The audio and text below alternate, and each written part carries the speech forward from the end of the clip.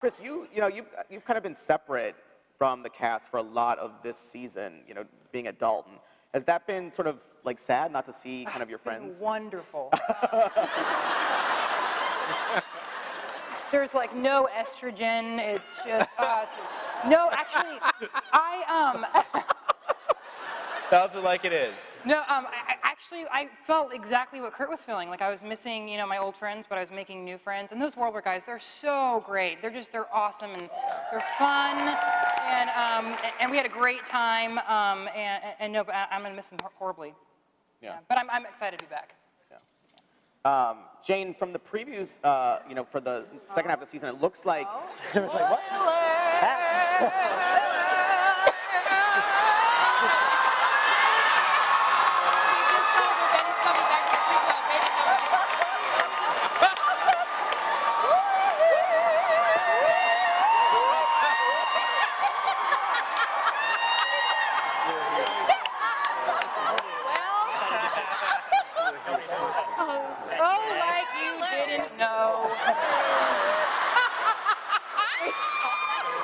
It was just so exciting to do an original song for the first time on the show, and I think the other really exciting thing is what that kind of sets up for the future. For the possibility of maybe doing that in the future. That's exciting, and I'm still kind of freaking out because we did it right here, like literally right here. It's just anyway, it's crazy. Feels like a different place though, doesn't it? Yeah, it's weird.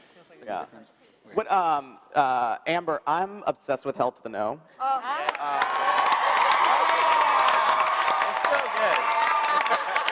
So good. Everyone's obsessed with Hell to the No? Okay, all right. Tell me about filming that. That looked like so much fun, and it looked like you just, had a blast. No, it was really fun. I came in that morning, and me and Zach Whitley were like, okay, so what are we going to do? And he kind of just gave me a track, like, where to walk around, and I kind of just had fun. Like, I kind of choreographed it myself. Sorry, Zach, but I did.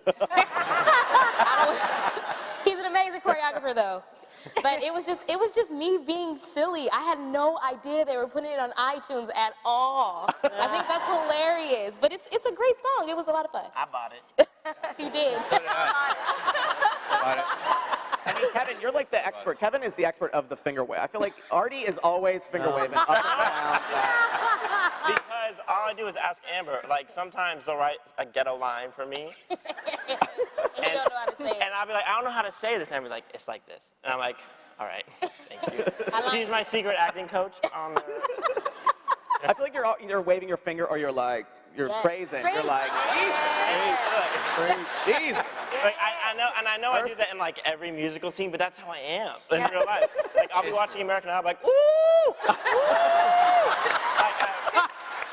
I mean, a lot of times I'm not like ooh, but when I feel it, I'm like, I don't know why. It just comes. I'm embarrassed. I'll stop.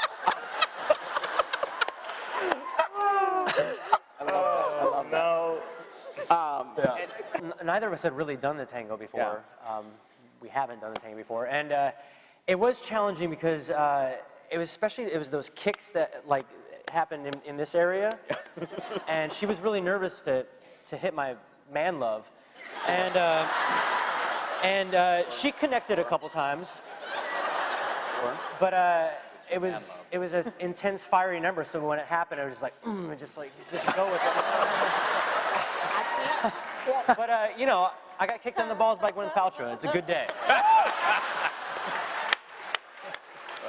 Jane, I was going to say, from the previews for this, the next couple episodes, it looks like you kind of assemble a Justice League of Will haters, maybe. It's like Terry and Sandy and someone else. Right, it's called the League of Doom. This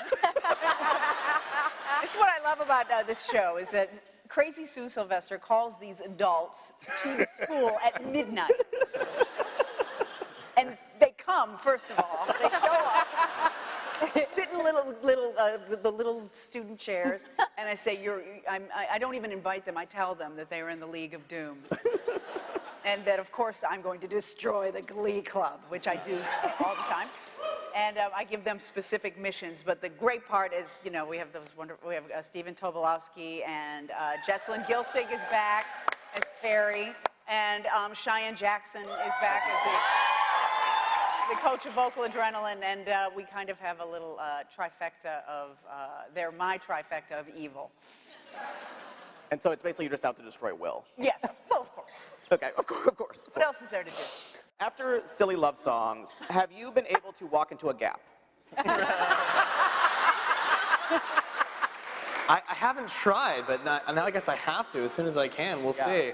I mean, they'd either be really excited or really terrified. I don't know which one it would be. Like, don't sing here, you'll get everybody fired. I know. Yeah.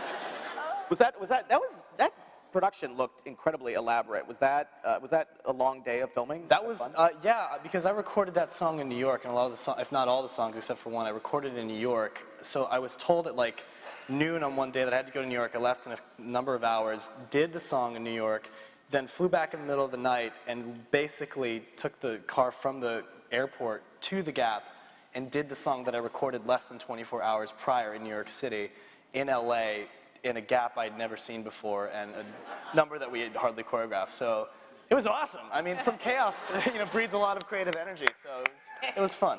We had a lot of fun with the mannequins. Yeah. Oh. Britney Spears. How was she? You met her. You actually got to meet her, which very few of us have been able to do. What was that like? For myself? Yeah. I had met her previously before I auditioned for her. Oh. I got to dress up as her in a dance submission.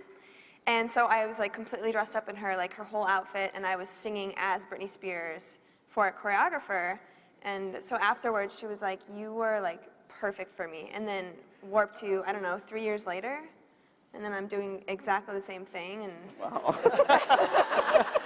in front of Britney, she came in and watched. Did she remember that? Did she remember your video? I don't think she put two and two together. Okay.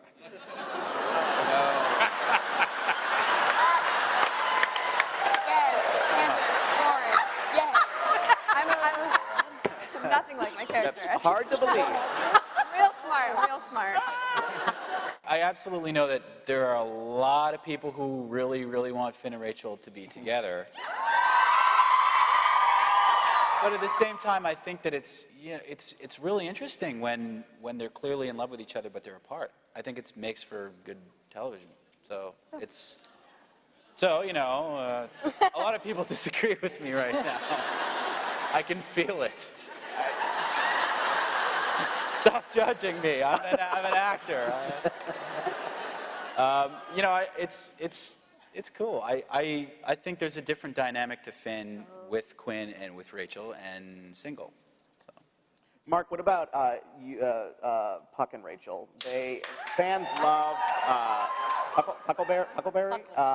Fans love that. Do you like the idea of them being a couple? I do. I think that I think that Finn and Rachel are kind of the core and the foundation. And every now and then she's sneaking a little excitement from the local bad boy every now and then, and sip on a little Huckleberry juice. I think people like to see the contrast between the really good girl and the really bad boy, so that's cool, and Puck gets around, so it's